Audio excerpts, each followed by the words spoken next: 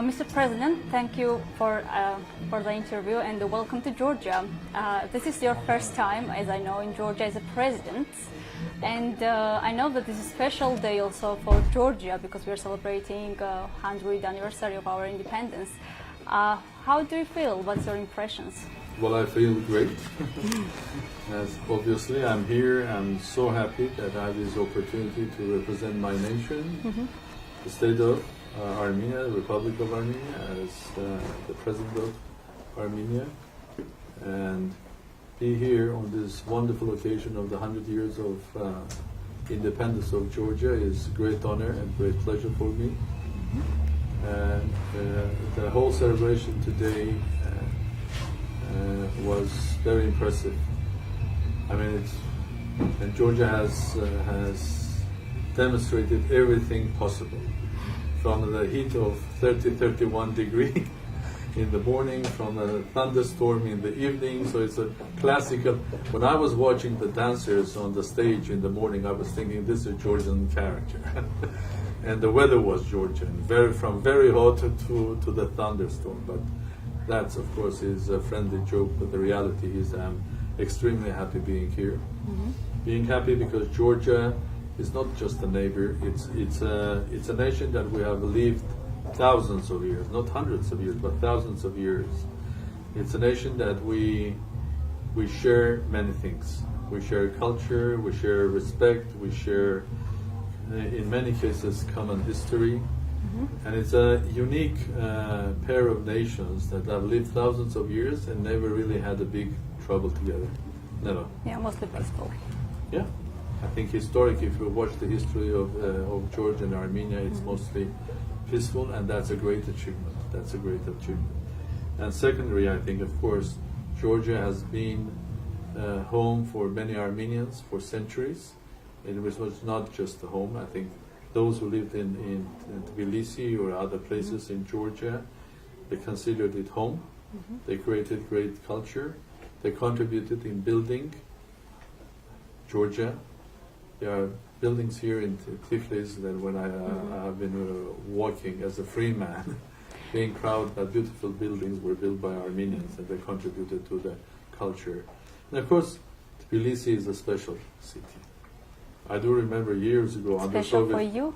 Or I think it should be special for everybody. For a simple reason.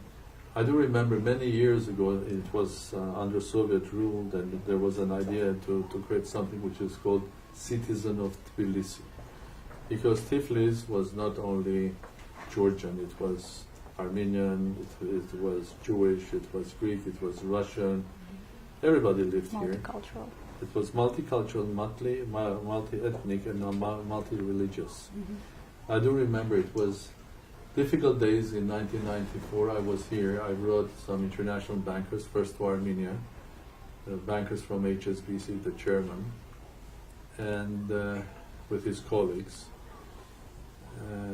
Were difficult days in Armenia. The conflicts were in Nagorno-Karabakh, difficulties with supply of energy, dark days. It was not easy in Georgia as well. I came here, it was more or less the same thing. Those days we met with President Shevardnadze, and then we went around the city. And one of my friends from HSBC Bank, he is of Jewish origin. So we went to Georgian church, then we went to an Armenian one, they saw a Russian one. They met some Greeks, and he said, I would like to see, is there a synagogue here? I said, okay. So we went into a synagogue. The amazing thing, we were greeted by the rabbi, who was speaking Armenian as perfect as me. So that shows, and my friend was shocked. So that shows the spirit of Tiflis, where everybody, Armenians speaking Georgian, Georgians speaking Russian, I mean Jews speaking both many other languages, and it's a great city. It's a great pleasure to be here today. Let me move on to political issues as well. Again. Yeah, we could not escape, unfortunately. It's a celebration day. Yes, but somehow we should do our work. Very interesting political events have been developed in Armenia recently. I mean, for the first time, the parliament elected opposition leader as a head of the government. How do you think, how do you assess post-revolution Armenia? And could you expect some relationship changes with Georgia? Well, you asked several questions. I'll start with one of them. First of all, Armenia, it's a special year for Armenia. It's not only its 100 years of independence, it's also special because we have changed our constitution, moving ourselves from presidential rule to parliamentary republic. Huge change. There's a lot of change. Things have changed and will be changed. Well, you said that Parliament has chosen a member of opposition as the Prime Minister of the country, which is true. But the same Parliament has also chosen someone who doesn't belong to any political party, someone that has lived probably half of his life abroad.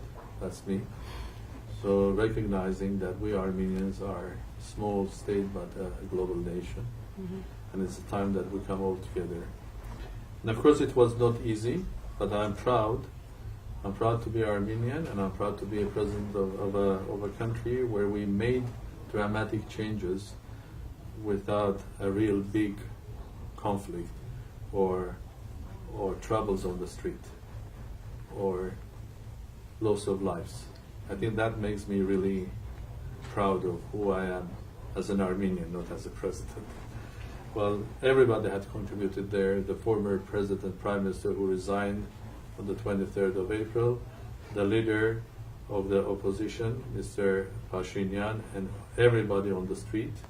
Everybody, I mean everybody, every demonstrator, every young man carrying the telephone with the Facebook, every policeman, everybody had contributed. I had my small contribution as well, but we have to be proud that Armenia's rating internationally has gone sky high now. But the challenges are ahead. Now all of this positive energy must be turned into real gains. So we have a credit. We have a credit from ourselves as a nation, because we're proud. We know what we fought for. The change is there, but the challenges are ahead. Because now that positive energy must be turned into creative energy to make that country better. Last year, Armenia also has... And your last question, my last question. I don't expect any changes of relations between Armenia and Georgia, except becoming better. Sure. And last year, Armenia has signed a deal, a long-awaited deal with the European Union. How do you think, why it matters for Armenia, and do you consider Georgians' experience as a role model? Well, it's the agreement that Armenia has signed is a bit different than what Georgia has signed. I think it was important. Armenia, unlike Georgia, is a member of Eurasia Economic Union, which is important for Armenia. For a small country like Armenia, having access to a huge international market, which is the Eurasia market, is very important. Because in order, even if you speak to investors, I mean, investing in a small republic with 3.5 million, even if the number of Armenians is more than 10, 12, or maybe 15 abroad, but the country itself is 3.5 million. That's one thing. The second thing is that signing on the 24th of April with European Union a very deep agreement makes Armenia's position unique, because we become a bridge between European Union and Eurasia Economic Union. So I'm happy that this has happened. Of course, Georgia has taken that path much earlier than Armenia. It has much deeper relations with the European Union. And I'm happy to say there is a lot to learn. In fact, I learned during this 1.5 days a lot myself, speaking to the president of the country, speaking to a political leader of the country, speaking to the prime minister and government. So I learned a lot already. So I'm looking forward to learning more about your experience and relations with European Union. And this will be my last question, or do we have time? No? Yeah. Tell it. I'll answer short. Okay. This is a little bit complicated question, but I would prefer if you answer. This is about Armenia has a conflict with in Karabakh with Azerbaijan, while Azerbaijan also is a very strategic partner for Georgia. How do you see the role of Armenia, considering Georgia's neighbor, Turkey and Azerbaijan? I mean, Armenia's role for Georgia. What role you could play? What role could we play? For Georgia in the region, considering all these conflicts and. Conflicts come and go. Nations are there, we are there thousands of years. So we cannot live without each other. So we will be there to help Georgia whenever is necessary, to negotiate, to help, to have a dialogue, to support, to have economic ties. I think our economic ties can be much more deeper. And if you take, of course, Georgia can be a mediator or a supportive factor in future relations between people of Nagorno-Karabakh, Artsakh, and Armenia. There can be no solution using force. Mm-hmm. And human rights and the right of self-determination matters. And of course, it comes also an issue of territorial integrity. So if we realize that beyond everything is the importance of human life, human dignity, and human rights, I think we'll get the solution. Thank you.